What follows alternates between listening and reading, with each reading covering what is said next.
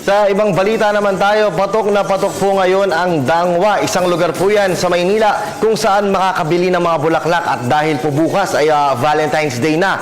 Humabol po sa pagbili ng bulaklak at pag-alam ng presyo ang aming kasamang si Julius de Samburo. Narito po ang kanyang report.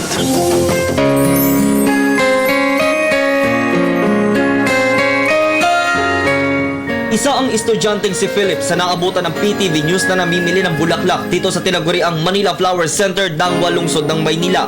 Aniya, talagang sinuyod niya ang lahat ng flower stalls dito upang makapamili ng magandang klase ng bulaklak na kanyang ibibigay para sa kanyang girlfriend. Ngayon lang nagpa-reserve na ako nung isang araw para pick up na lang. Sunflower. Gusto niya kasi ng dilaw na bulaklak. Kasi medyo nakapaghanda naman ako mas maaga. Basta makasama mo yung mga mahal mo sa buhay, okay na.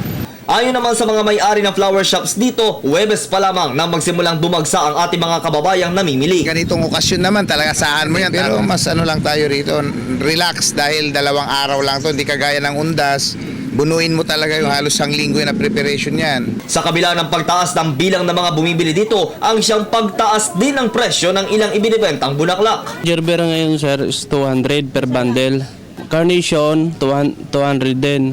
Stargazer, 130. To maabot na ngayon ng 150. Lalo na ngayon yung rose ngayon sobrang mahal. Bali, ang isang bundle ngayon ng rose is 900 na. Bali, ang per dozen aabotin ng 700.